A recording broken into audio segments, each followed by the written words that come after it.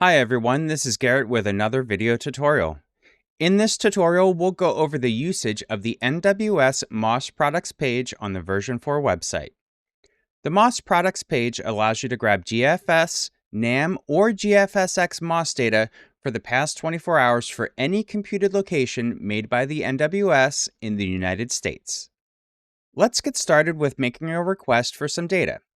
On the left-hand side of the screen, we have the request form.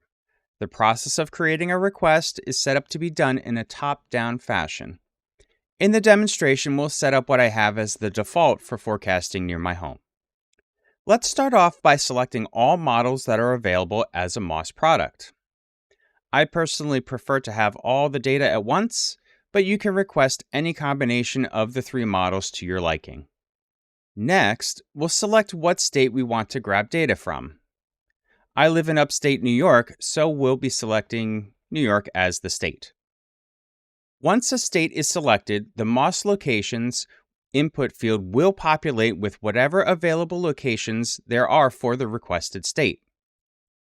Glens Falls is the closest location to me, so that's what I'll be selecting as a MOS location. After you've selected your specific MOS location, it's now time to select what available forecast time you'd like.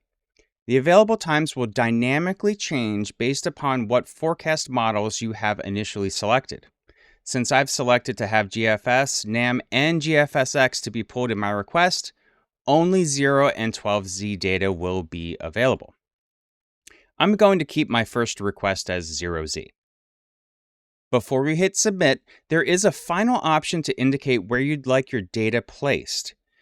On our first call, we're going to keep the data container as left.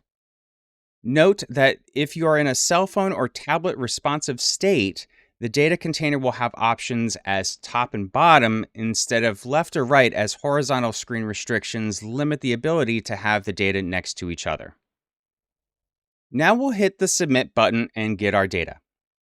To complete my default setup, I'm going to change the available times input field to 12Z and change the data container to be right. And there you have it, a side-by-side comparison of the GFS, NAM, and GFSX for Glens Falls MOS data. If you find a setup you like, you can hit the Save This State button to have your requests instantly called when you come back to the site. Thanks for watching. Be sure to like and follow us on YouTube and X for more tutorials and videos.